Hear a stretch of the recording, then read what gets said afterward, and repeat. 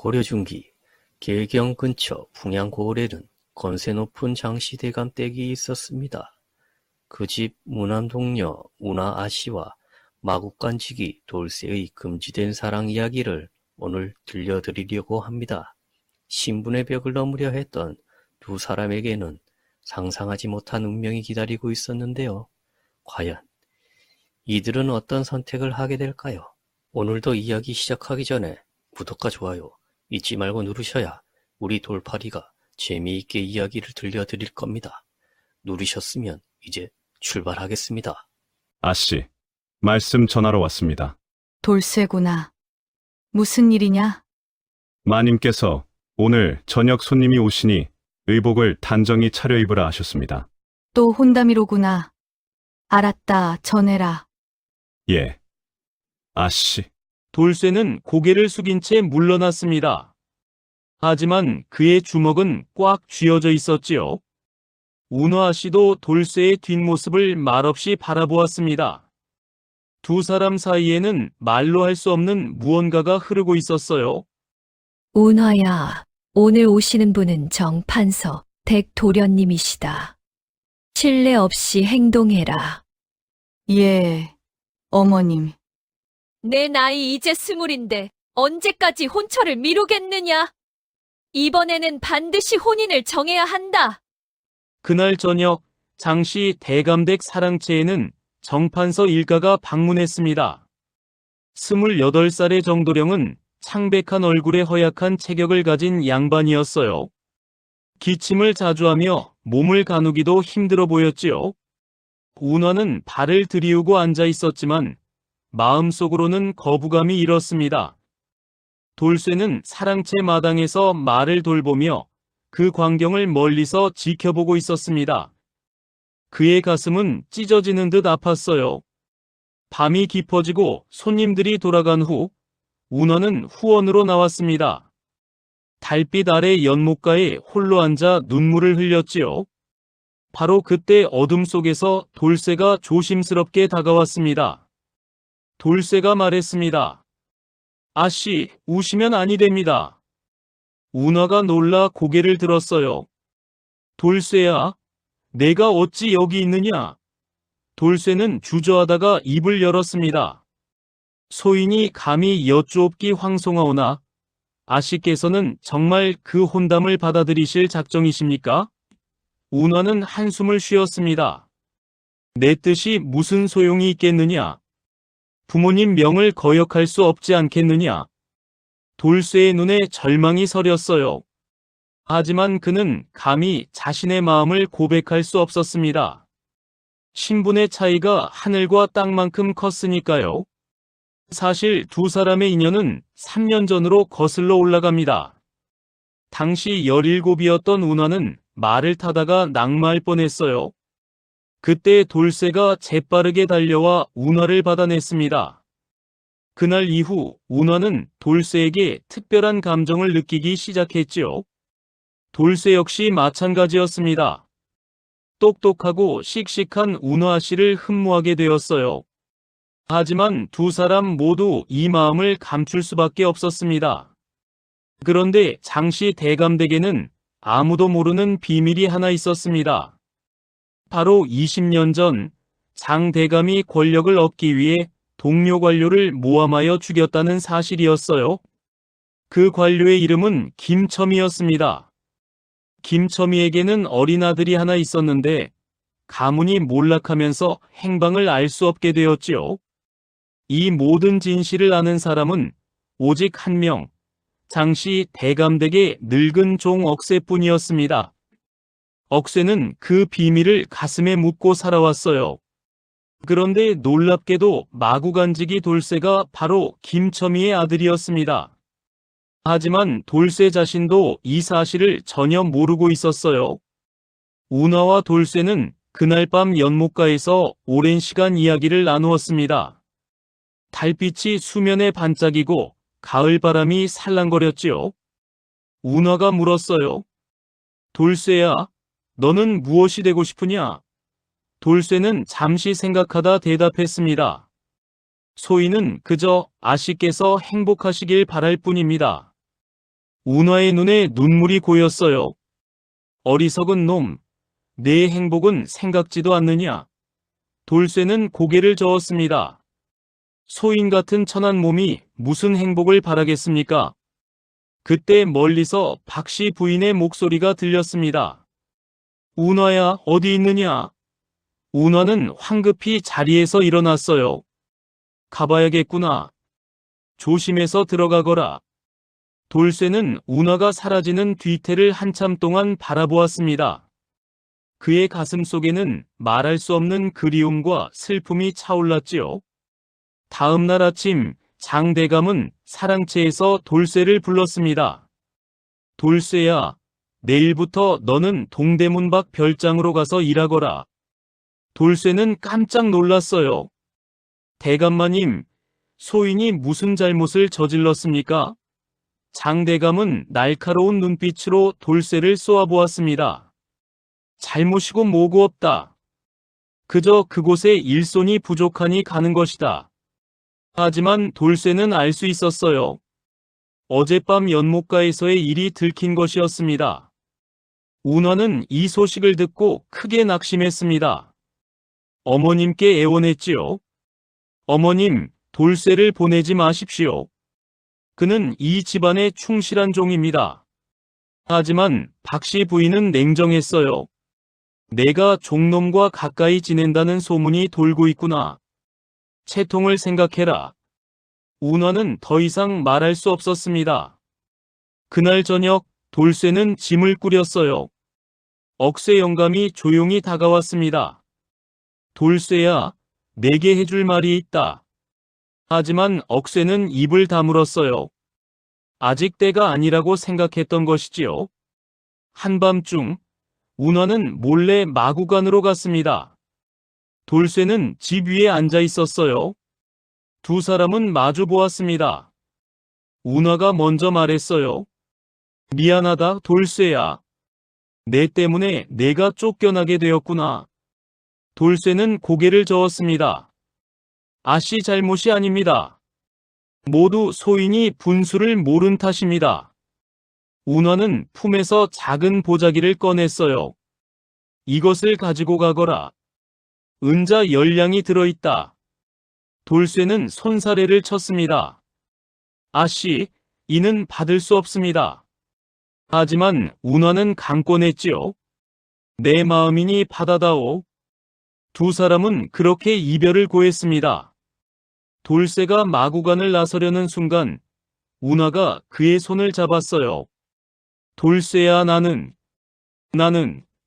하지만 끝내 말을 잇지 못했습니다. 돌쇠도 떨리는 목소리로 대답했어요. 소인도 아씨를. 그 말을 끝으로 돌쇠는 어둠 속으로 사라졌습니다. 운하는 그 자리에 주저앉아 소리 없이 울었지요. 바로 그날 밤 장씨 대감댁에 놀라운 일이 벌어졌습니다. 서고에서 불이 난 것이었어요. 사람들이 급히 달려가 불을 끄려 했지만 이미 늦었습니다. 서고는 활활 타올랐고 그 안에 보관되어 있던 중요한 문서들이 모두 재가되었어요. 특히 20년 전 김첨일을 모함했던 증거들이 담긴 서류도 함께 사라졌습니다. 장대감은 안도의 한숨을 쉬었지요. 하지만 이 불은 우연이 아니었습니다. 누군가 일부러 저지른 방화였어요. 범인은 다름 아닌 억새 영감이었습니다. 그는 오랫동안 기다려온 복수를 시작한 것이었지요. 며칠 후 정판서 댁에서 정식으로 혼담을 청해왔습니다. 장대감과 박씨 부인은 기뻐하며 승낙했어요. 운하의 혼례 날짜가 2달 후로 정해졌습니다. 운하는 방 안에 틀어박혀 밥도 먹지 않았어요. 눈물만 흘렸지요. 그녀의 마음은 이미 동대문 밖 별장으로 떠난 돌쇠에게 가 있었습니다. 한편 별장으로 간 돌쇠는 고된 노동에 시달렸습니다. 밭을 갈고 나무를 베고 우물을 파는 일을 했어요. 하지만 육체적 고통보다 운하를 그리워하는 마음이 더 괴로웠습니다. 매일 밤 달을 보며 운하를 생각했지요. 그러던 어느 날 별장 관리인이 돌쇠를 불렀습니다. 돌쇠야, 본댁에서 급히 돌아오라는 전갈이 왔다. 돌쇠는 무슨 일인가 싶어 서둘러 짐을 쌌어요. 돌쇠가 장시 대감댁에 도착했을 때는 이미 해가 저물 무렵이었습니다. 대문을 들어서니 이상하게 집안 분위기가 숙연했어요. 하인들이 수군거리고 있었습니다. 돌쇠가 물었지요. 무슨 일이 있었소? 한 하인이 대답했어요. 억새 영감께서 돌아가셨네. 돌쇠는 충격을 받았습니다. 억새 영감은 어렸을 때부터 돌쇠를 친자식처럼 돌봐주었던 분이었어요. 돌쇠는 서둘러 억새의 방으로 갔습니다. 억새는 누운 채 숨이 끊어지기 직전이었어요. 돌쇠를 보자 희미하게 미소 지었습니다. 돌쇠야, 왔구나. 돌쇠는 영감의 손을 잡았어요. 영감님, 정신 차리십시오. 억새는 품에서 낡은 편지 한 통을 꺼냈습니다. 이걸 받아라. 내 출생의 비밀이 담겨 있다. 그리고 장대감이 죄악도. 돌쇠는 떨리는 손으로 편지를 받았어요. 영감님, 이게 무슨 말씀이십니까? 하지만 억새는 더 이상 대답하지 못했습니다. 그대로 눈을 감았지요.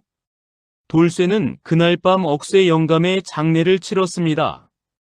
그리고 받은 편지를 펼쳐 읽었어요. 편지에는 놀라운 내용이 적혀 있었습니다. 돌쇠의 친아버지는 김첨이라는 고위 관료였고 장대감의 모함으로 역적으로 몰려 처형되었다는 것이었어요. 돌쇠는 사실 몰락한 양반가의 자제였던 것입니다.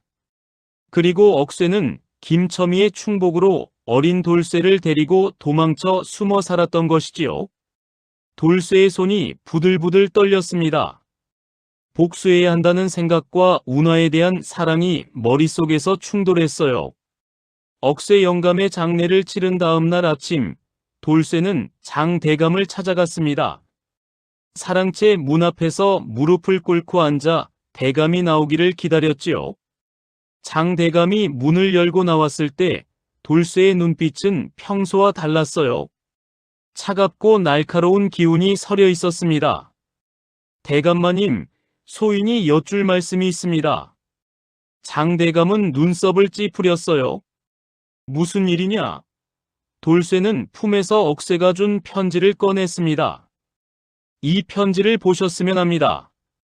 장대감이 편지를 받아 펼쳐보는 순간 그의 얼굴이 흙빛으로 변했습니다. 손이 미세하게 떨렸어요. 에이, 이것이 어찌 내 손에 있느냐? 돌쇠는 냉정하게 대답했습니다. 억새 영감께서 돌아가시기 전에 주셨습니다. 소인의 아버지가 누구인지, 그리고 대감마님께서 무슨 일을 저지르셨는지 모두 알게 되었습니다. 장대감은 당황했지만 곧 위엄을 되찾았어요. 그래서 내가 어쩌겠다는 것이냐? 돌쇠는 고개를 들어 장대감을 똑바로 쳐다보았습니다. 소인은 복수하려 온 것이 아닙니다. 다만 한 가지 청이 있습니다. 장대감은 의아한 표정을 지었어요. 청이라니? 돌쇠가 말했습니다. 운하 씨와의 혼인을 허락해 주십시오. 소인은 비록 이 집의 종으로 자랐으나 사실은 양반의 자식입니다. 신분상 문제가 없지 않습니까?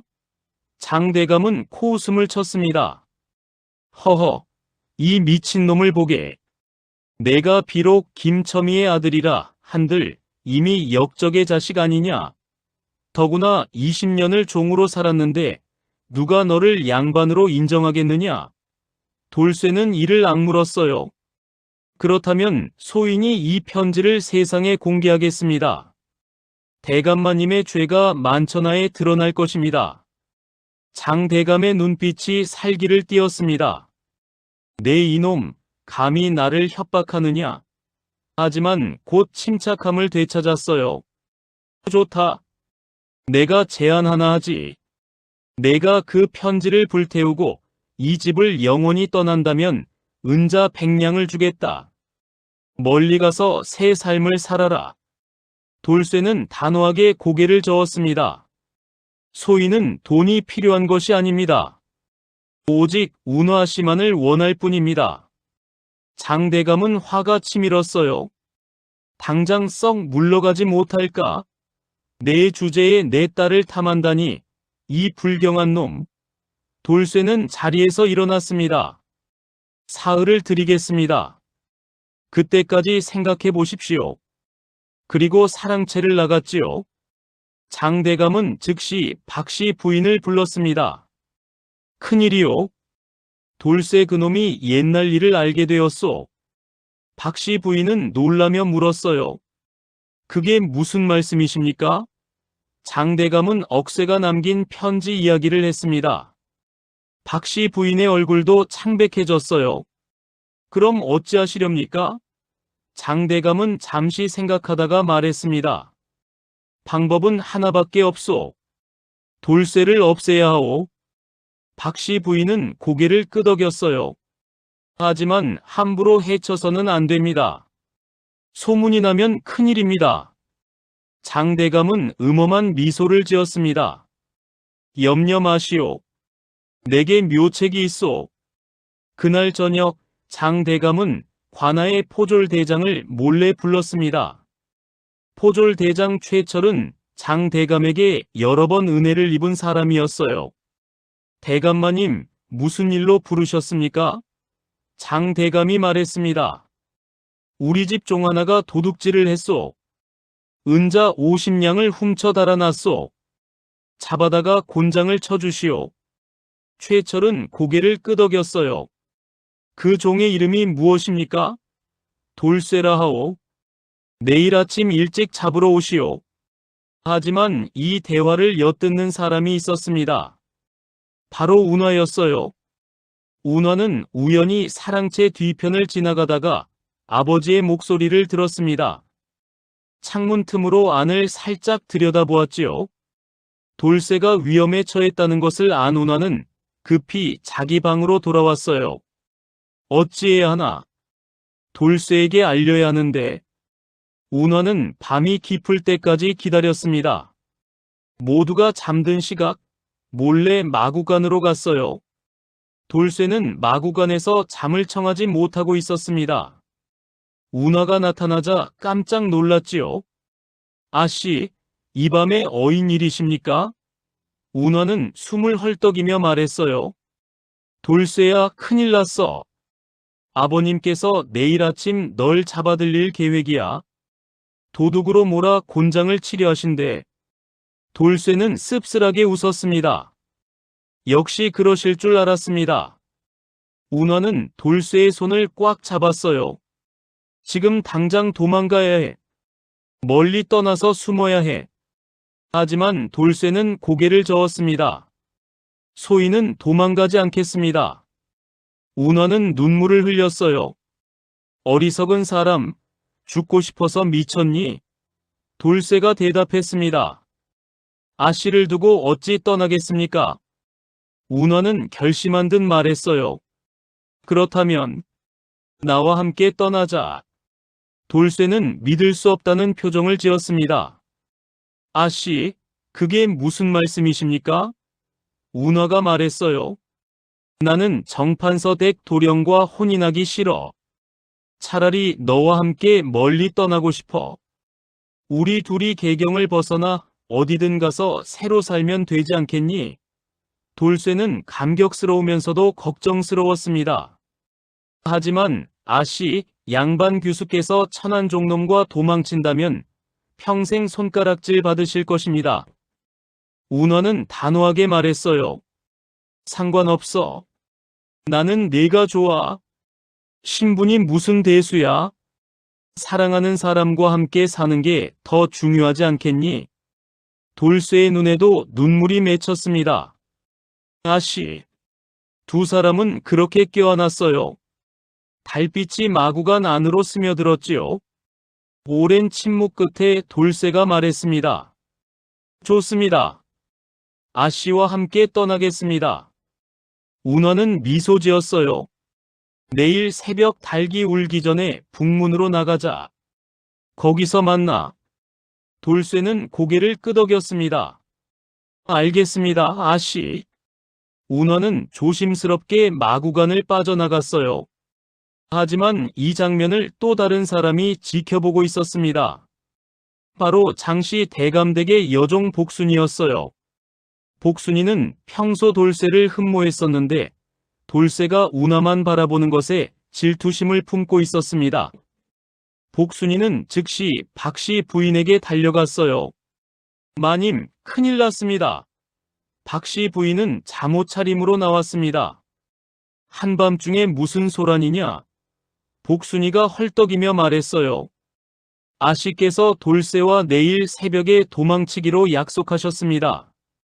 박씨 부인은 화들짝 놀랐어요. 뭐라고? 그게 사실이냐? 네, 마님.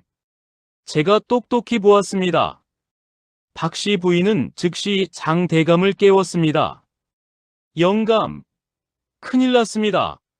장 대감은 잠에서 깨어 일어났어요. 무슨 일이요?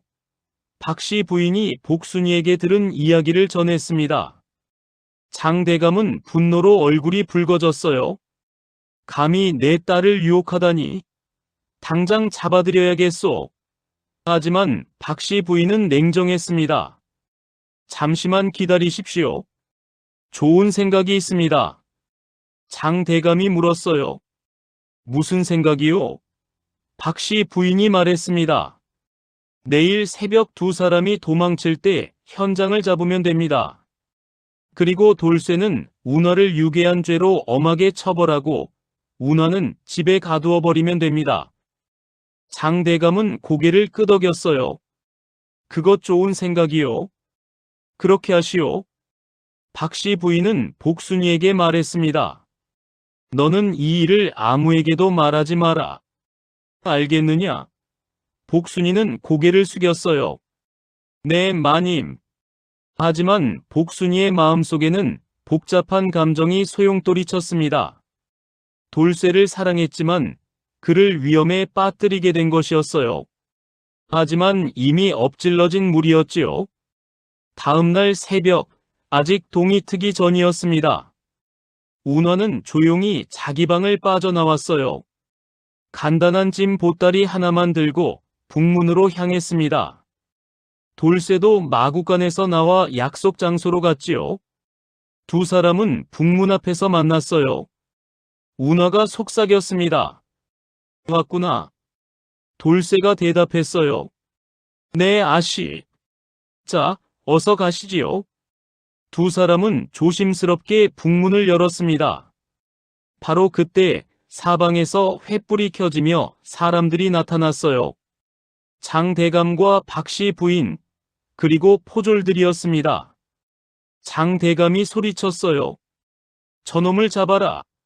포졸들이 일제히 달려들었습니다.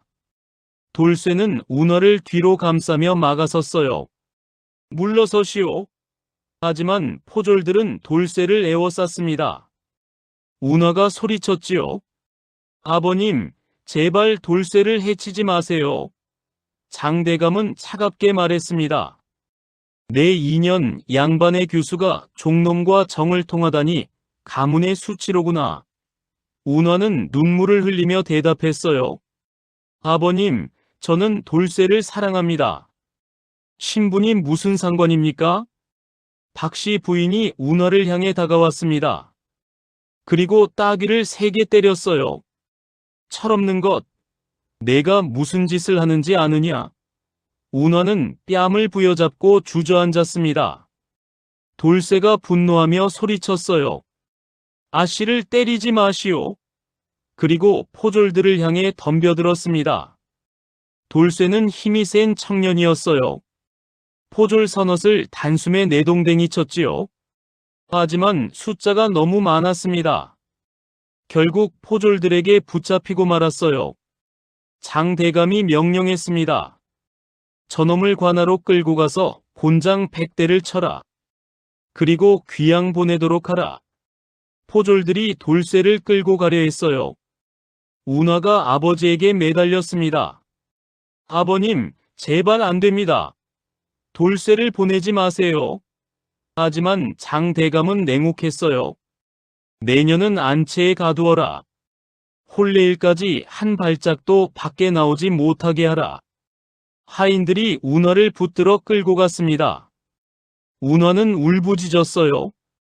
돌쇠, 돌쇠야. 돌쇠도 소리쳤습니다. 다시. 두 사람은 그렇게 헤어지게 되었지요. 돌쇠는 관아로 끌려갔습니다. 관아 마당에서 곤장을 맞았어요. 한 대, 두 대, 세 대. 매가 등짝에 내려앉을 때마다 피가 튀었습니다. 하지만 돌쇠는 신음소리 하나 내지 않았어요. 이를 악물고 참았습니다. 50대를 맞았을 때 정신을 잃었지요. 포졸들은 물을 끼얹어 깨웠습니다. 그리고 계속 매질을 했어요. 100대의 곤장을 다 맞았을 때 돌쇠는 거의 죽은 것처럼 보였습니다. 피투성이가 되어 쓰러져 있었어요.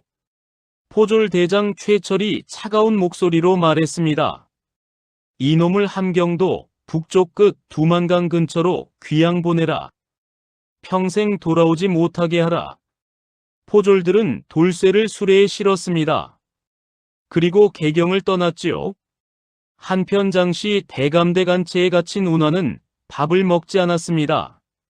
사흘째 물 한 모금도 입에 대지 않았어요.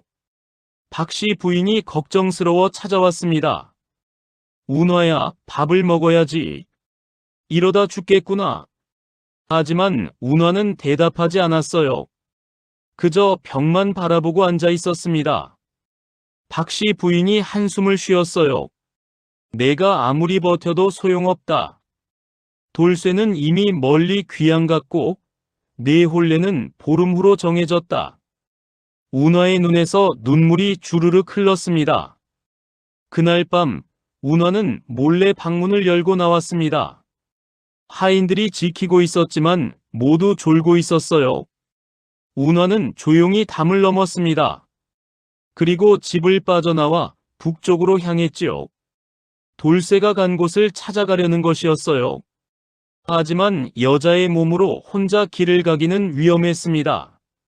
한참을 걷다가 지쳐 쓰러졌어요. 마침 그곳을 지나가던 한 노승이 운하를 발견했습니다. 노승은 근처 암자의 주지 해각 스님이었어요. 스님은 운하를 업고 암자로 데려갔습니다. 며칠간 정성껏 돌봐주었지요. 운하가 정신을 차렸을 때 스님이 물었어요. 보아하니 양반 규수 같은데 어찌 이 깊은 산에 쓰러져 있었소? 운하는 자초지종을 이야기했습니다. 스님은 고개를 끄덕였어요. 사랑하는 사람을 찾아 떠났구려. 하지만 이미 보름이 지났으니 돌쇠는 아마 함경도에 도착했을 것이오. 운하는 절망했습니다. 그럼 이제 어찌해야 합니까? 스님이 말했어요. 일단 기운을 차리시오. 그리고 천천히 생각해 보시오. 운하는 암자에 머물렀습니다. 한 달이 지났어요. 그동안 장시 대감댁에서는 운하를 찾느라 난리가 났었지요. 하지만 찾지 못했습니다. 정판서 댁에서는 혼인을 취소했어요. 장 대감과 박씨 부인은 망신을 당했습니다. 운하는 암자에서 조용히 세월을 보냈습니다. 스님은 불경을 가르쳐 주었어요. 운하는 차츰 마음의 평화를 찾아갔습니다. 하지만 돌쇠에 대한 그리움은 사라지지 않았어요. 매일 밤 달을 보며 돌쇠를 생각했습니다. 돌쇠는 지금 어디서 무엇을 하고 있을까? 살아는 있을까? 그런 생각에 잠을 이루지 못했지요. 바로 그 시각 함경도 두만강 근처의 작은 마을에서 돌쇠는 고된 노역에 시달리고 있었습니다. 귀양살이는 지옥과 같았어요. 추운 겨울에 얼어붙은 땅을 파고 무거운 짐을 나르고 매일 굶주림에 시달렸습니다. 하지만 돌쇠는 포기하지 않았어요. 언젠가 다시 운하를 만나겠다는 일념으로 버텼습니다. 그의 품속에는 운하가 준 은자 10량이 든 보자기가 아직 남아 있었어요. 그것을 보며 힘을 냈습니다. 어느 날 돌쇠는 마을의 한 노인을 도와주게 되었습니다. 노인은 넘어져서 일어나지 못하고 있었는데 돌쇠가 부축해 일으켜 세웠지요. 노인은 고마워하며 물었어요. 자네는 어디서 왔는가? 돌쇠는 자신의 사연을 이야기했습니다. 노인은 놀란 표정을 지었어요. 그렇다면 자네 아버지가 김첨의 대인이란 말인가? 돌쇠는 고개를 끄덕였습니다. 그렇습니다. 하지만 제 아버지는 역적으로 몰려 돌아가셨습니다. 노인이 말했어요. 나는 과거에 김첨의 대인의 부하였네. 자네 아버지는 역적이 아니었네. 모함을 받은 것일 뿐이지. 돌쇠는 눈물을 흘렸습니다. 노인이 계속 말했어요. 자네 아버지는 청렴결백한 분이셨네. 백성을 사랑하고 나라를 위해 헌신하셨지. 그런데 간신들의 모함으로 억울하게 죽임을 당했네. 돌쇠는 주먹을 쥐었어요. 그 간신이 바로 장대감입니다. 노인은 한숨을 쉬었습니다.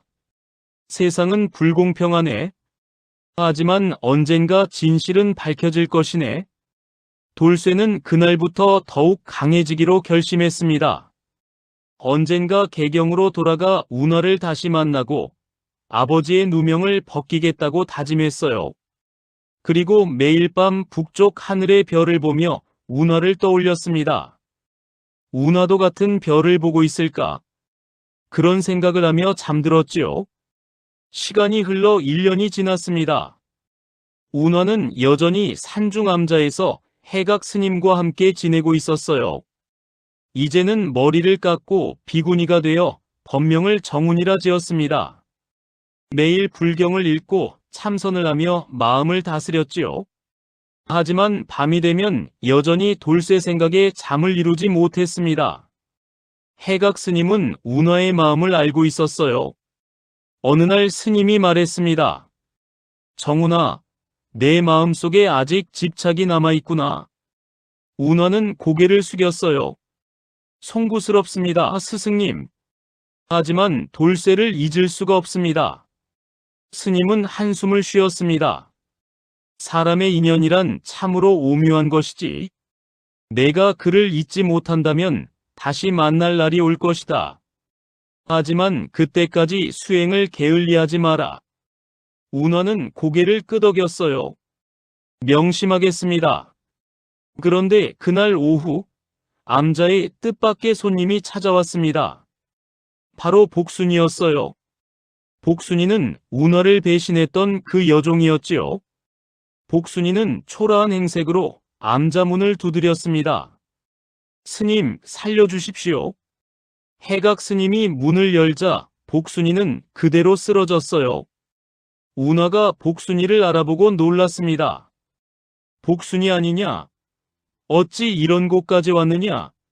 복순이는 눈물을 흘리며 말했어요. 아씨, 용서해 주십시오. 제가 큰 죄를 지었습니다. 운하는 복잡한 심경이었지요. 복순이 때문에 자신과 돌쇠가 헤어지게 되었으니까요. 하지만 이미 비구니가 된 몸, 증오를 품어서는 안 되었어요. 일단 들어오너라. 복순이는 암자 안으로 들어왔습니다. 해각 스님이 죽을 끓여주었어요. 복순이는 허겁지겁 먹으며 이야기를 시작했습니다. 복순이는 운하와 돌쇠를 고자질한 후 죄책감에 시달렸다고 했어요. 그러던 중 장씨 대감댁에 큰 변고가 일어났습니다. 장 대감이 갑자기 병에 걸려 쓰러진 것이었어요. 의원들이 와서 진찰했지만 원인을 알 수 없었습니다. 장 대감은 매일 밤 악몽에 시달렸어요. 꿈속에서 김첨이가 나타나 복수하겠다고 소리쳤다고 합니다. 장 대감은 점점 야위어갔고 결국 석 달 만에 숨을 거두었지요. 박씨 부인은 남편을 잃고 크게 슬퍼했어요. 하지만 더 큰 불행이 이어졌습니다. 장 대감이 죽은 후 그의 재산을 노리던 친척들이 나타났습니다. 서로 유산을 차지하려고 다투었어요. 박씨 부인은 혼자 힘으로 그들을 막을 수 없었습니다. 결국 재산의 대부분을 빼앗기고 말았지요. 집도 팔려나갔어요. 박씨 부인은 하인들을 모두 내보냈습니다. 복순이도 그때 쫓겨났던 것이었어요. 복순이는 갈 곳이 없어 거리를 떠돌다가 운하가 이 암자에 있다는 소문을 듣고 찾아온 것이었습니다. 운하는 복잡한 심경으로 이야기를 들었어요. 그렇다면 어머님은 지금 어디 계시느냐? 복순이가 대답했습니다. 마님께서는 작은 초가집을 얻어 혼자 사신다고 들었습니다. 개경 남문 밖 빈민촌에 계신답니다. 운하는 가슴이 아팠어요. 비록 자신을 가두고 돌쇠와 헤어지게 만든 어머니였지만 여전히 모녀가 아니었으니까요. 운하는 해각 스님께 여쭈었습니다. 스승님, 소승이 어머님을 찾아뵙고 싶습니다. 해각 스님은 고개를 끄덕였어요. 그리하거라. 효도는 불자의 기본이니라. 다음 날 운하는 복순이와 함께 개경으로 향했습니다. 산을 내려와 사흘을 걸어 개경에 도착했어요. 남문 밖 빈민촌은 비참한 곳이었습니다. 허름한 초가집들이 다닥다닥 붙어 있었고 거리는 오물로 더럽혀져 있었지요. 운하는 복순이의 안내를 따라 한 초가집 앞에 섰습니다. 문을 두드리자 안에서 기침 소리가 들렸어요. 누구냐? 운하가 대답했습니다. 어머님, 저 운하입니다. 문이 열리고 박씨 부인이 나타났습니다. 하지만 1년 전에 그녀가 아니었어요. 머리는 새하얗게 새고 얼굴은 주름투성이었습니다. 굶주림으로 뼈만 남아 있었지요. 박씨 부인은 운하를 보자 눈물을 흘렸어요. 운하야, 정말 내가 맞느냐? 운하도 울음을 터뜨렸습니다. 네, 어머님. 두 사람은 그렇게 껴안고 울었어요. 복순이도 옆에서 눈물을 흘렸습니다. 박씨 부인은 운하를 방 안으로 들였습니다. 방 안에는 아무것도 없었어요. 낡은 이불 하나와 깨진 항아리뿐이었지요. 박씨 부인이 말했습니다. 미안하구나, 운하야. 내게 너무 가혹하게 굴었구나. 돌쇠와 헤어지게 한 것도 너를 가둔 것도 모두 내 잘못이었다. 운하는 고개를 저었어요. 아닙니다, 어머님. 이미 지난 일입니다. 박씨 부인은 한숨을 쉬었습니다. 내 아버지가 돌아가신 후 나는 깨달았다. 신분이나 재산보다 중요한 것이 사람의 마음이라는 것을 말이다. 운하는 어머니의 손을 잡았어요. 어머님, 이제부터 제가 모시겠습니다. 암자로 함께 가시지요. 박씨 부인은 고개를 저었습니다. 아니다. 나는 이곳에서 남은 생을 보내겠다. 이것이 내가 지은 죄에 대한 벌이니라. 운하는 눈물을 흘리며 말했어요. 어머님, 그러지 마십시오. 하지만 박씨 부인은 완고했어요. 그보다 나는 내게 해줄 말이 있다. 운하가 물었습니다. 무슨 말씀이십니까? 박씨 부인이 말했습니다. 돌쇠가 귀양 간 지 1년이 지났다. 그런데 얼마 전 소문을 들었다. 돌쇠가 함경도에서 탈출했다고 한다. 운하는 깜짝 놀랐어요.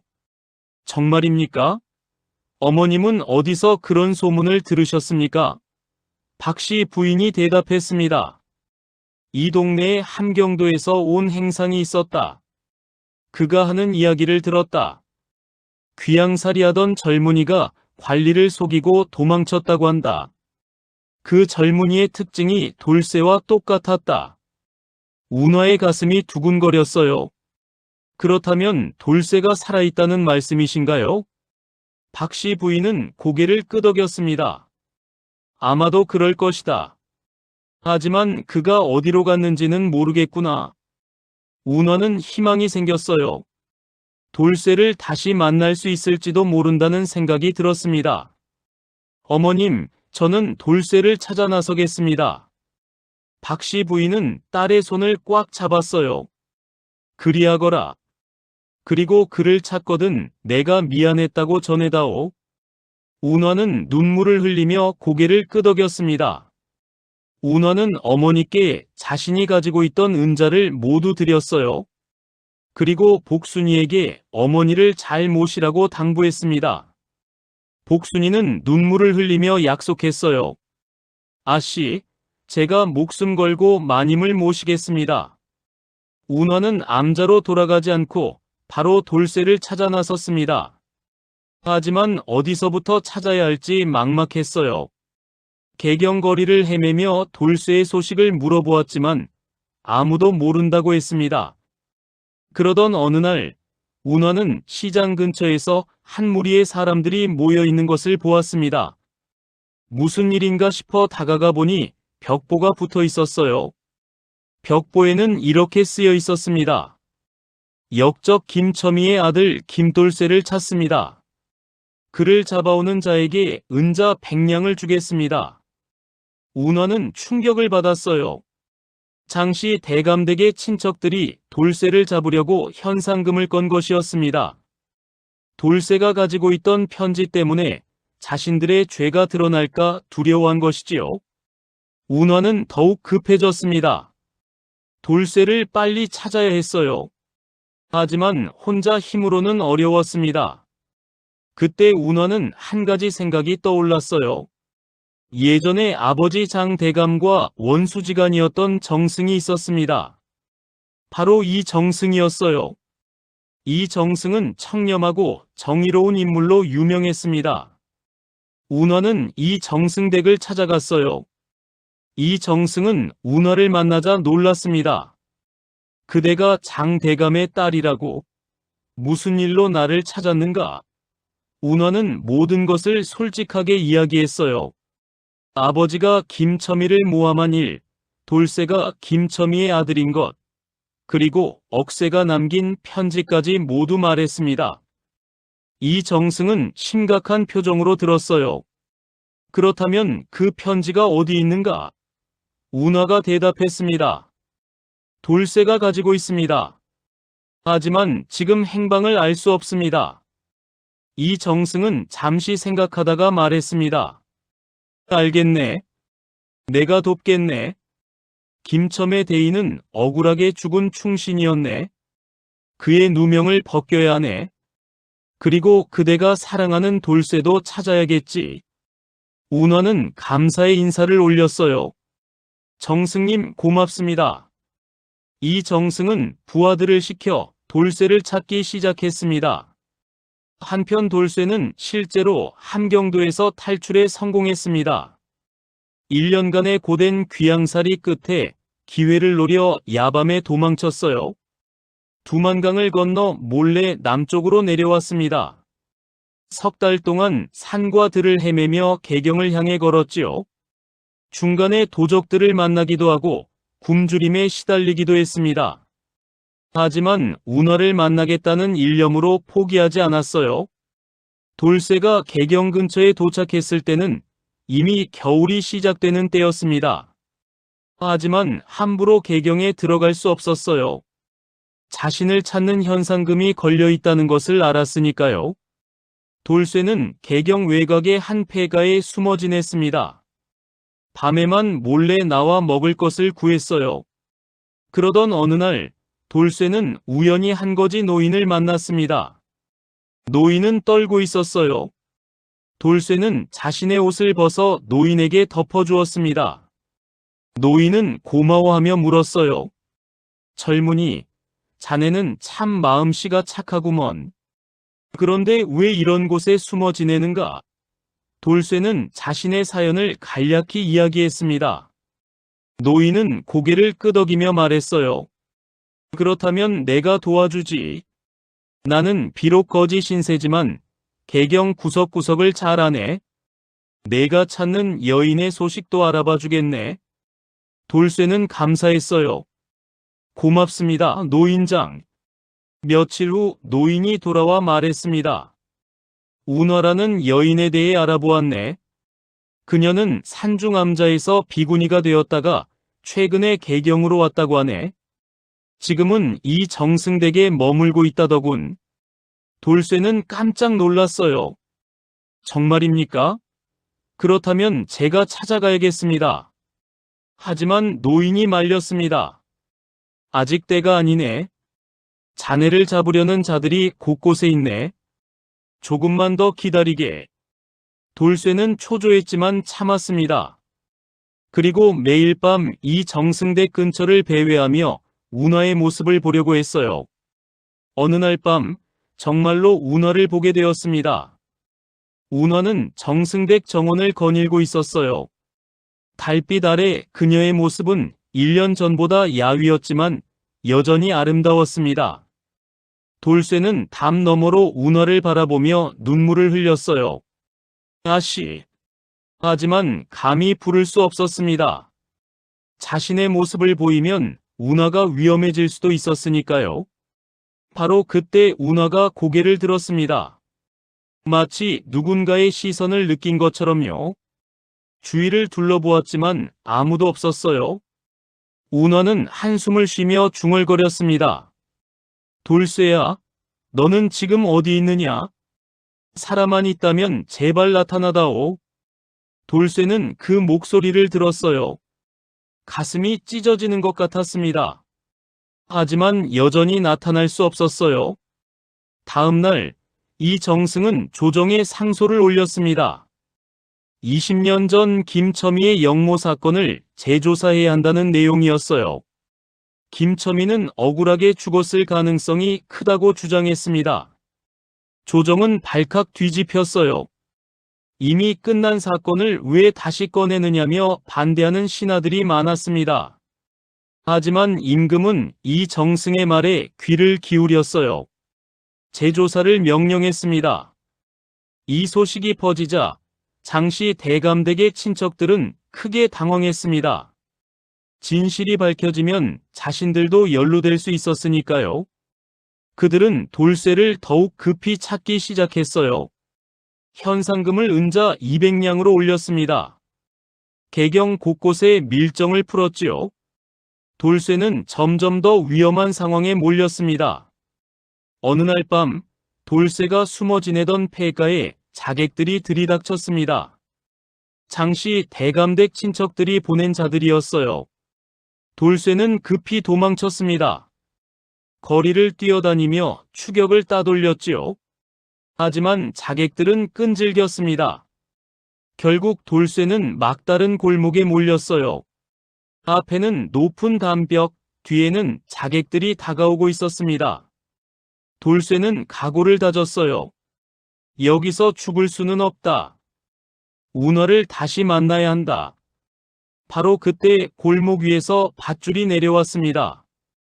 누군가 도와주는 것이었어요. 돌쇠는 주저없이 밧줄을 잡고 올라갔습니다. 담벽 위에는 검은 옷을 입은 사람이 서 있었어요. 얼굴을 가리고 있어서 누군지 알 수 없었습니다. 그 사람이 말했어요. 빨리 따라오시오. 돌쇠는 그 사람을 따라 지붕 위를 뛰어다녔습니다. 자객들은 그들을 놓쳤지요. 안전한 곳에 도착했을 때 그 사람이 얼굴을 드러냈습니다. 돌쇠는 깜짝 놀랐어요.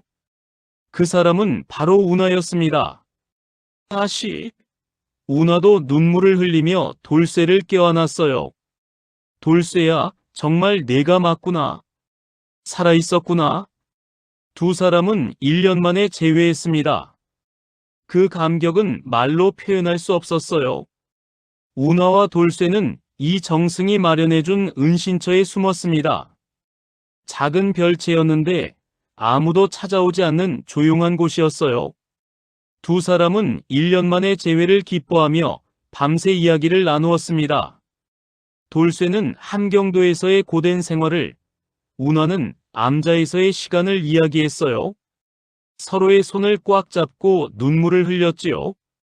이제 다시는 헤어지지 말자고 약속했습니다. 다음 날 아침, 이 정승이 별채를 찾아왔습니다. 돌쇠야, 내가 가지고 있다는 억새의 편지를 보여주겠느냐? 돌쇠는 품속에서 편지를 꺼냈어요. 1년 넘게 품에 지니고 다녔던 그 편지였습니다. 이정승은 편지를 펼쳐 읽었습니다. 편지에는 20년 전 사건의 전말이 자세히 적혀 있었어요. 장 대감이 어떻게 김첨일을 모함했는지, 어떤 거짓 증거를 만들었는지, 누가 공모했는지 모두 기록되어 있었습니다. 이정승은 고개를 끄덕였어요. 이것이면 충분하네. 조정에 제출하겠네. 하지만 운하가 걱정스럽게 말했습니다. 정승님, 하지만 이 편지만으로 충분할까요? 장씨 대감댁 친척들이 온갖 수단을 동원해 막으려 할 것입니다. 이정승은 미소 지었어요. 염려 마시게. 나에게도 계획이 있네. 조정회의에서 이 편지를 공개하고 증인을 세우겠네. 그리고 임금께 직접 아뢰어 재조사를 확실히 진행하도록 하겠네. 돌쇠는 깊이 절을 했습니다. 정승님, 은혜를 잊지 않겠습니다. 사흘 후 조정 대신들이 모두 모인 자리에서 이정승이 일어났습니다. 임금께 아뢰옵니다. 20년 전 김첨의 대인의 영모 사건에 대해 새로운 증거를 발견했습니다. 조정이 술렁거렸어요. 장씨 대감댁 친척 중 한 명인 장인걸이라는 자가 벌떡 일어났습니다. 이정승, 이미 끝난 사건을 왜 자꾸 들춰내는 것이오? 이정승은 냉정하게 대답했습니다. 진실을 밝히기 위해서입니다. 억울하게 죽은 충신의 명예를 회복해야 하지 않겠습니까? 이정승은 억쇠의 편지를 임금께 올렸습니다. 임금이 편지를 읽는 동안 조정은 조용했어요. 임금의 얼굴이 점점 굳어갔습니다. 편지를 다 읽은 임금이 말했어요. 이것이 사실이라면 큰일이로다. 김첨이는 역적이 아니라 충신이었다는 말인가? 장인걸이 황급히 나섰습니다. 전하, 그 편지는 위조된 것입니다. 믿으실 수 없습니다. 이정승이 반박했습니다. 위조가 아님을 증명할 증인이 있습니다. 바로 그때 조정 밖에서 한 사람이 들어왔습니다. 바로 돌쇠였어요. 돌쇠는 관복은 아니었지만 깨끗한 옷을 입고 의연한 모습으로 걸어 들어왔습니다. 씨는 김첨이의 아들 김돌쇠입니다. 조정이 다시 술렁거렸어요. 장인걸의 얼굴이 창백해졌습니다. 저놈을 잡아들이시오. 저자는 귀양에서 도망친 죄인입니다. 하지만 임금이 손을 들어 제지했어요. 잠깐 기다려보자. 김돌쇠, 내 말을 들어보겠다. 돌쇠는 무릎을 꿇고 절을 올렸습니다. 전하, 소인의 아버지 김첨이는 억울하게 죽었습니다. 장대감의 모함으로 역적으로 몰렸지요. 20년 동안 소인은 그 진실을 몰랐습니다. 하지만 이제 알게 되었습니다. 소인의 아버지는 나라를 위해 헌신한 충신이었습니다. 돌쇠의 목소리는 떨렸지만 단호했어요. 임금은 돌쇠를 주의 깊게 바라보았습니다. 내 아버지 김첨이는 과연 청렴한 관리였다. 하지만 영모의 증거가 있었기에 처형할 수밖에 없었다. 돌쇠가 대답했습니다. 전하, 그 증거가 모두 조작된 것입니다. 장대감이 권력을 얻기 위해 꾸며낸 거짓입니다. 장인걸이 소리쳤어요. 거짓말입니다. 증거를 대시오. 이정승이 나섰습니다. 증거는 여기 편지에 모두 적혀 있습니다. 그리고 또 다른 증인도 있습니다. 밖에서 또 한 사람이 들어왔어요. 바로 복순이었습니다. 복순이는 떨리는 목소리로 말했습니다. 전하, 소녀는 장씨 대감댁의 여종이었습니다. 소녀가 직접 들은 이야기를 전하겠습니다. 복순이는 장 대감이 임종하기 전에 악몽에 시달리며 했던 말들을 증언했어요. 장 대감이 김첨이를 모함한 것을 후회하며 용서를 빌었다고 했습니다. 또한 박씨 부인도 남편의 죄를 알고 있었다고 증언했지요. 조정의 분위기가 바뀌기 시작했습니다. 대신들이 수군거렸어요. 정말 김첨이가 억울하게 죽은 것이 아닌가? 장인걸은 당황했습니다. 거짓 증언입니다. 저 여종의 말을 어찌 믿을 수 있습니까? 임금이 엄숙하게 말했습니다. 사건을 철저히 재조사하도록 하라. 모든 관련자를 조사하고 진실을 밝혀내라. 장인걸은 물러났지만 얼굴에는 분노가 가득했어요. 조정회의가 끝난 후 장인걸은 급히 자신의 저택으로 돌아갔습니다. 그리고 신복들을 불러 모았어요. 저놈들을 없애야 한다. 돌쇠와 운하, 그리고 이 정승까지 모두 제거해야 한다. 신복들이 고개를 끄덕였습니다. 알겠습니다, 하나리. 그날 밤 자객들이 이 정승댁을 습격했습니다. 수십 명의 무사들이 담을 넘어 들어왔어요. 하지만 이 정승도 준비하고 있었습니다. 미리 관군을 배치해 두었던 것이지요. 자객들과 관군 사이에 치열한 싸움이 벌어졌습니다. 칼과 칼이 부딪히는 소리가 밤하늘에 울려 퍼졌어요. 돌쇠도 칼을 들고 싸웠습니다. 1년간의 고된 귀양살이로 더욱 강해진 그는 여러 자객을 물리쳤어요. 운하는 별채에 숨어 있었지만 가만히 있을 수 없었습니다. 돌쇠가 위험하다는 생각에 밖으로 뛰쳐나갔어요. 바로 그때 한 자객이 운하를 향해 칼을 휘둘렀습니다. 아씨! 돌쇠가 소리치며 달려왔어요. 간발의 차이로 운하를 구했습니다. 하지만 그 과정에서 돌쇠의 팔에 칼이 스쳤지요. 피가 흘렀습니다. 운하가 비명을 질렀어요. 돌쇠야! 돌쇠는 괜찮다고 말하며 운하를 감쌌습니다. 결국 관군이 자객들을 모두 제압했습니다. 몇몇은 잡혔고 나머지는 도망쳤어요. 이 정승이 나와 상황을 확인했습니다. 다들 무사한가? 돌쇠가 대답했습니다. 네, 정승님. 다만 소인이 작은 상처를 입었을 뿐입니다. 운하는 급히 천을 찢어 돌쇠의 상처를 감싸주었어요. 돌쇠는 운하의 손을 잡으며 미소 지었습니다. 걱정 마시오, 아씨. 이 정도는 아무것도 아니오. 다음 날 잡힌 자객들이 신문을 받았습니다. 그들은 장인걸의 지시로 움직였다고 자백했어요. 조정은 즉시 장인걸을 체포했습니다. 장인걸은 발악했지만 소용없었어요. 임금 앞에 끌려와 무릎을 꿇었습니다. 임금이 노하여 말했어요. 내 놈이 감히 조정 대신을 습격하다니. 그것도 거짓을 덮기 위해서라니. 장인걸은 변명했습니다. 전하, 저는 단지 가문의 명예를 지키려 했을 뿐입니다. 임금이 차갑게 말했습니다. 가문의 명예는 거짓 위에 세울 수 없느니라. 진실을 밝혀야 진정한 명예이니라. 장인걸과 공모자들은 모두 귀양형에 처해졌어요. 그리고 재조사가 본격적으로 시작되었습니다. 옛 기록을 뒤지고 증인들을 찾아냈습니다. 석 달 후 마침내 진실이 완전히 밝혀졌어요. 김첨이는 역적이 아니었습니다. 장대감이 꾸며낸 음모였던 것이지요. 임금은 대신들을 모아놓고 선포했습니다. 김첨이의 역모 혐의를 벗긴다. 그는 충신이었다. 그의 명예를 회복하고 후손에게 관직을 내린다. 돌쇠는 눈물을 흘리며 절을 올렸어요. 전하의 은혜에 감사드립니다. 임금이 말했습니다. 김돌쇠, 이제부터 너는 김씨 가문의 정당한 후계자이니라.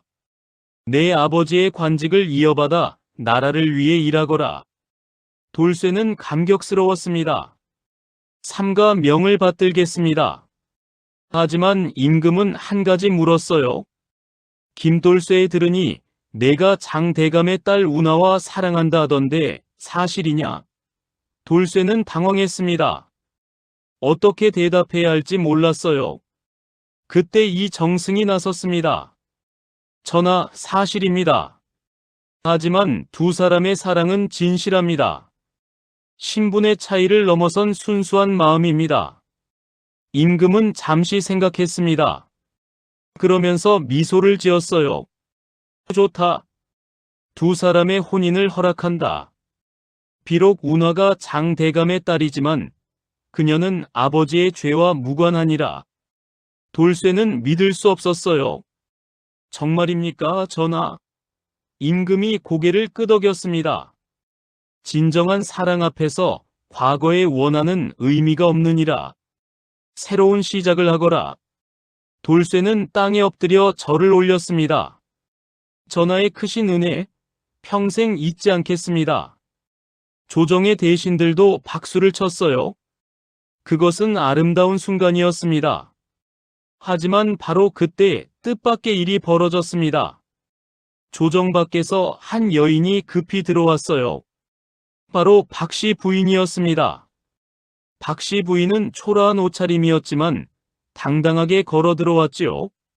전하, 소녀가 아랠 말씀이 있습니다. 임금이 놀라며 물었어요. 그대는 누구인가? 박씨 부인이 대답했습니다. 저는 장대감의 부인이었던 박씨입니다. 남편의 죄를 함께 지은 죄인이옵니다. 조정이 술렁거렸습니다. 박씨 부인이 계속 말했어요. 소녀는 남편이 김첨의 대인을 모함한 것을 알고 있었습니다. 하지만 막지 못했습니다. 그것이 소녀의 죄입니다. 이제 와서 용서를 구하려는 것이 아닙니다. 다만 딸 운하만큼은 살려주시길 바랍니다. 운하는 아무 죄가 없습니다. 임금은 박씨 부인을 보며 말했습니다. 일어나시오. 그대의 용기를 가상히 여기노라. 그대는 이미 충분히 벌을 받았소. 더 이상 자책하지 마시오. 박씨 부인은 눈물을 흘렸어요. 그리고 돌쇠를 향해 고개를 숙였습니다. 돌쇠, 용서해다오. 내가 너와 운하를 갈라놓았구나. 하지만 이제 내 잘못을 깨달았다. 부디 우리 딸을 잘 돌봐주길 바란다. 돌쇠는 복잡한 심경이었지만 절을 올렸어요. 부인께서도 고생 많으셨습니다. 이제 모든 것을 잊고 새로 시작하시지요. 박씨 부인은 고개를 끄덕였습니다. 임금이 선포했습니다. 오늘부터 모든 과거는 잊도록 하라. 김씨 가문과 장씨 가문의 원한도 끝낸다. 김돌쇠와 장운하의 혼인을 축하하노라. 조정의 모든 대신들이 축하를 보냈어요. 돌쇠는 밖으로 나와 별채에서 기다리던 운하를 만났습니다. 아씨, 이제 우리는 당당하게 함께할 수 있게 되었습니다. 운하는 눈물을 흘리며 돌쇠를 껴안았어요. 정말 꿈만 같아. 우리가 정말 혼인할 수 있다니. 하지만 그날 밤, 돌쇠는 혼자 밤하늘을 바라보며 생각에 잠겼습니다. 모든 것이 해결된 것 같았지만 한 가지 찝찝한 점이 있었어요. 장인걸과 그 일당들이 너무 쉽게 잡혔다는 것이었습니다. 그들이 그렇게 순순히 포기할 리 없었지요. 돌쇠의 예감은 틀리지 않았습니다. 귀향길에 오른 장인걸은 호송 관리들을 매수했어요. 그리고 야밤에 도망쳤습니다. 장인걸은 복수를 다짐하며 어둠 속으로 사라졌지요. 며칠 후 돌쇠와 운하의 혼례 준비가 한창이었습니다. 이 정승댁에서 성대하게 혼례를 올리기로 했어요. 초대장이 발송되고 음식이 준비되었습니다. 운하는 아름다운 혼례복을 입었고 돌쇠는 관복을 차려입었어요. 드디어 혼례 당일이 되었습니다. 하객들이 모여들었고 축하의 분위기가 가득했지요. 박씨 부인도 복순이와 함께 참석했습니다. 혼례 의식이 시작되려는 순간 갑자기 밖에서 비명소리가 들렸습니다. 불이야! 누군가 정승댁에 불을 질렀던 것이에요. 사람들이 혼란에 빠졌습니다. 돌쇠는 즉시 운하를 안전한 곳으로 피신시켰어요. 그리고 불을 끄려고 달려갔지요. 하지만 불길은 빠르게 번졌습니다. 바로 그때 검은 옷을 입은 자들이 나타났어요. 장인걸과 그의 부하들이었습니다. 장인걸이 칼을 뽑으며 소리쳤습니다. 김돌쇠, 오늘이 내 마지막 날이다. 돌쇠도 칼을 뽑았어요. 장인걸, 내 놈이 감히 다시 나타나다니. 두 사람은 불길 속에서 싸우기 시작했습니다. 칼날이 번쩍이고 불꽃이 튀었어요. 치열한 싸움이 벌어졌지요. 관군들이 달려왔지만 장인걸의 부하들이 막아섰습니다. 혼란은 계속되었어요. 불길이 치솟는 가운데 돌쇠와 장인걸의 칼이 부딪혔습니다. 쇠소리가 요란하게 울렸어요. 장인걸은 광기 어린 눈빛으로 돌쇠를 공격했습니다. 내 놈만 없었다면 우리 가문은 무사했을 것이다. 돌쇠는 침착하게 칼을 막으며 대답했어요. 거짓 위에 세운 영화는 언젠가 무너지게 되어 있습니다. 두 사람의 싸움은 점점 더 격렬해졌지요. 주변 사람들은 불을 끄느라 정신이 없었고 관군들은 장인걸의 부하들과 싸우고 있었습니다. 운하는 안전한 곳에 있었지만 돌쇠가 걱정되어 밖으로 나왔어요. 불길 너머로 두 사람이 싸우는 모습이 보였습니다. 가슴이 철렁 내려앉았지요. 돌쇠야, 제발 무사해야 해. 운하는 두 손을 모아 기도했습니다. 바로 그때 장인걸이 비수를 꺼내 돌쇠를 향해 던졌어요. 돌쇠는 간발의 차이로 피했지만 비수는 그의 뺨을 스쳤습니다. 피가 흘렀어요. 장인걸은 그 틈을 노려 돌쇠에게 달려들었습니다. 하지만 돌쇠는 1년간의 고난으로 단련된 몸이었어요. 재빠르게 몸을 돌려 장인걸의 칼을 쳐냈습니다. 그리고 장인걸의 손목을 강하게 쳤지요. 장인걸의 손에서 칼이 떨어졌어요. 돌쇠는 칼끝을 장인걸의 목에 겨누었습니다. 이제 끝입니다. 장인걸은 무릎을 꿇었어요. 하지만 포기하지 않았습니다. 갑자기 품에서 작은 독침을 꺼내 돌쇠를 향해 쏘려 했지요. 바로 그 순간 어디선가 화살 하나가 날아왔습니다. 화살은 정확히 장인걸의 손을 맞췄어요. 장인걸은 비명을 지르며 독침을 떨어뜨렸습니다. 돌쇠가 고개를 돌려보니 이정승이 활을 들고 서 있었어요. 정승님, 이정승은 침착하게 말했습니다. 비겁한 짓은 용납할 수 없지. 관군들이 달려와 장인걸을 붙잡았습니다. 장인걸은 발버둥 쳤지만 소용없었어요. 이번에는 확실히 감옥에 갇히게 되었지요. 불은 관군들과 하인들의 노력으로 서서히 꺼져갔습니다. 다행히 정승댁의 절반 정도만 탔을 뿐이었어요. 운하는 돌쇠에게 달려와 그를 껴안았습니다. 돌쇠야, 무사해서 다행이야. 돌쇠도 운하를 꼭 안았어요.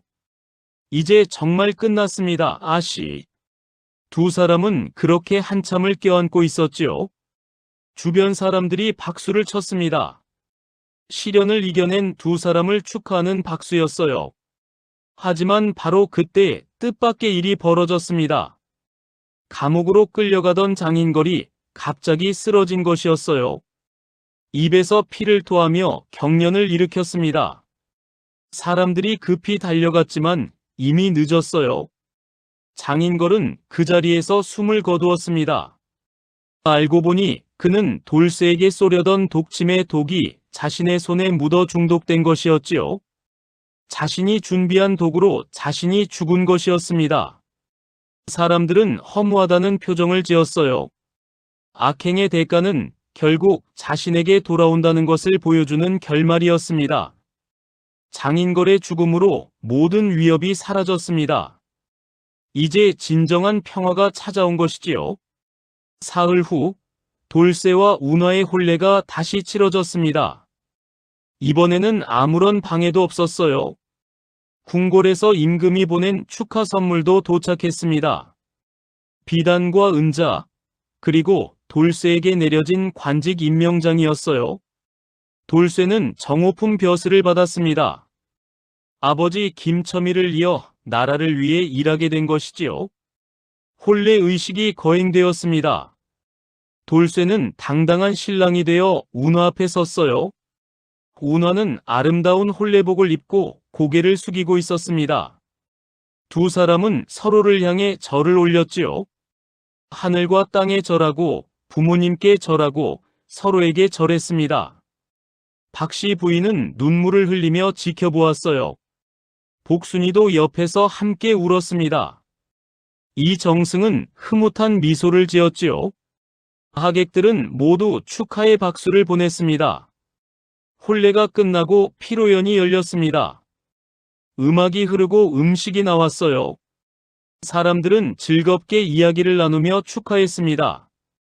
돌쇠와 운하는 하객들에게 인사를 올렸지요. 그러던 중 한 노인이 다가왔습니다. 바로 함경도에서 돌쇠를 도와주었던 그 노인이었어요. 돌쇠는 깜짝 놀라며 반가워했습니다. 노인장, 어떻게 이곳까지 오셨습니까? 노인은 미소 지으며 대답했어요. 자네 소식을 듣고 먼 길을 왔네. 자네 아버지의 명예가 회복되었다니 기쁘구먼. 돌쇠는 노인에게 깊이 절을 올렸습니다. 노인장의 은혜를 잊지 않겠습니다. 노인은 돌쇠의 어깨를 두드렸어요. 잘 살게. 자네 아버지께서 하늘에서 기뻐하실 걸세. 돌쇠는 눈시울이 붉어졌습니다.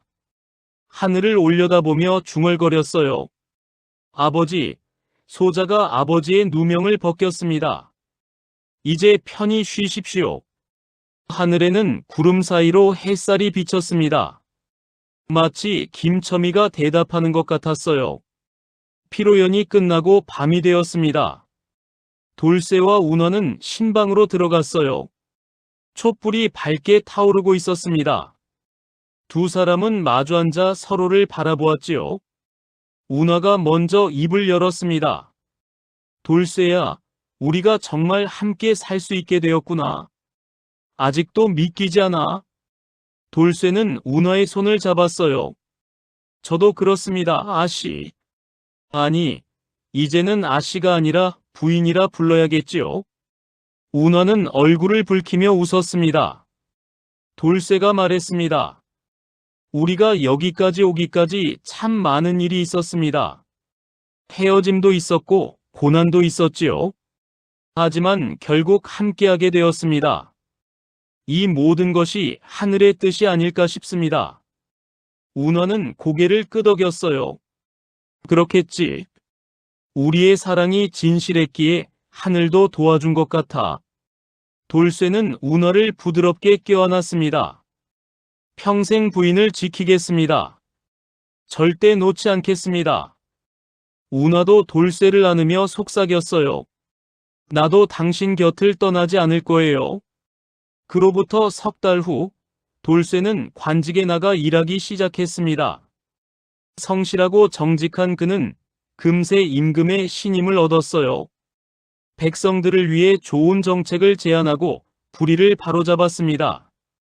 아버지 김첨이의 뒤를 잇는 훌륭한 관료가 된 것이지요. 운하는 집안을 돌보며 돌쇠를 내조했습니다. 박씨 부인을 모셔와 함께 살았어요. 복순이도 집안일을 도왔습니다. 네 사람은 화목하게 지냈지요. 1년 후 운하는 아들을 낳았습니다. 돌쇠는 기쁨의 눈물을 흘렸어요. 아이의 이름을 김정이라 지었습니다. 바른 정의를 지킨다는 뜻이었지요. 할아버지 김첨이의 정신을 이어받기를 바라는 마음이었습니다. 박씨 부인은 손자를 안고 행복해했어요. 복순이도 아기를 돌보며 즐거워했습니다. 집안에는 웃음소리가 가득했어요. 돌쇠는 가끔 해각 스님을 찾아가 문안을 드렸습니다. 스님은 운하가 행복하게 사는 모습을 보며 기뻐했어요. 정운아, 아니 이제는 운하라 불러야겠구나. 내가 행복해 보여 스승도 기쁘다. 운하는 스님께 절을 올렸습니다. 스승님의 가르침 덕분입니다. 스님은 고개를 저었어요. 아니다. 모두 내 복과 내 남편의 인덕이니라. 앞으로도 서로 아끼며 살 거라. 운하는 약속했습니다. 명심하겠습니다, 스승님. 세월이 흘러 3년이 지났습니다. 돌쇠는 더욱 높은 관직에 올랐어요. 정삼품 당상관이 되어 나라의 중요한 일을 맡게 되었습니다. 임금은 돌쇠를 매우 신뢰했지요. 운하는 딸도 낳아 두 아이의 어머니가 되었습니다. 집안은 날로 번창했어요. 하지만 돌쇠와 운하는 부와 권력에 교만하지 않았습니다. 늘 겸손하게 살았고 어려운 사람들을 도왔지요. 박씨 부인은 손주들을 돌보며 평화로운 노년을 보냈습니다. 과거의 죄책감에서 벗어나 마음의 평안을 찾았어요. 복순이는 좋은 남편을 만나 결혼했습니다. 돌쇠와 운하가 혼처를 구해준 덕분이었지요. 복순이도 행복하게 살았습니다. 이 정승은 여전히 조정에서 활약하며 나라를 위해 헌신했어요. 돌쇠를 아들처럼 아끼며 좋은 조언을 해주었습니다. 어느 가을날 돌쇠와 운하는 두 아이를 데리고 아버지 김첨이의 묘소를 찾았습니다. 임금의 명으로 복원된 묘소는 잘 정돈되어 있었어요. 돌쇠는 묘 앞에 무릎을 꿇고 절을 올렸습니다. 아버지, 소자가 왔습니다. 아버지의 명예를 회복했고 좋은 가정을 이루었습니다. 부디 편히 쉬소서. 운하도 옆에서 절을 올렸어요. 아버님, 며느리 운하입니다. 아버님의 아들을 잘 모시겠습니다. 두 아이도 할아버지께 절을 올렸지요. 묘소를 떠나며 돌쇠는 하늘을 올려다보았습니다. 맑은 가을 하늘에 구름이 유유히 흘러가고 있었어요. 운하가 돌쇠의 손을 잡았습니다. 당신 덕분에 행복해요.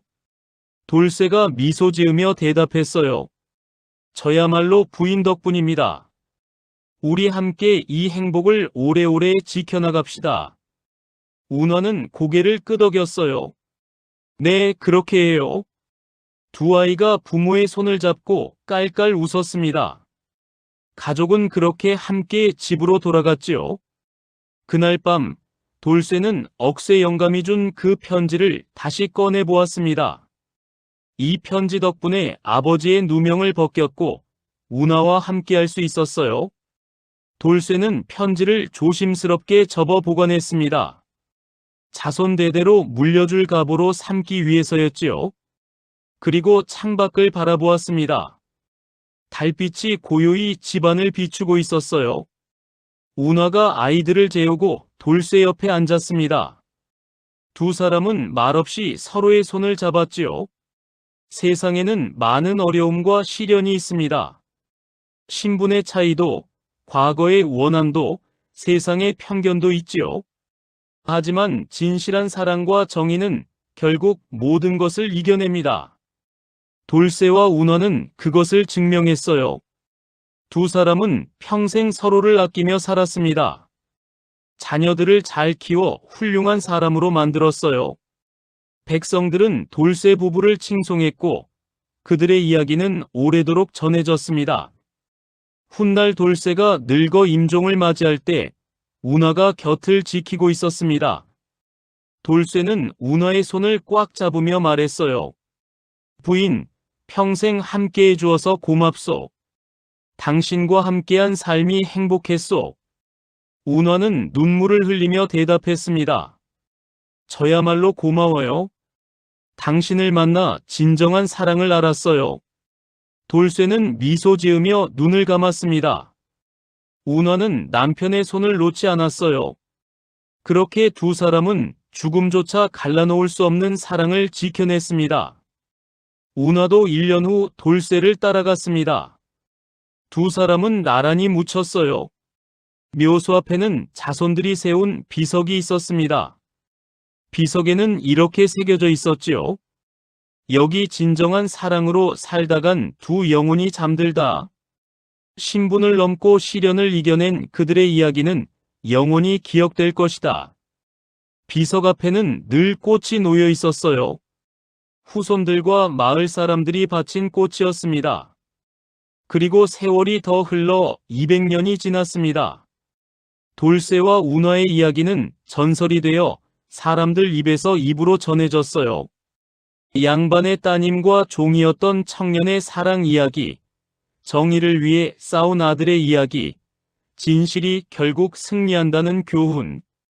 이 모든 것이 담긴 아름다운 이야기였습니다. 사람들은 이 이야기를 들으며 용기를 얻었어요.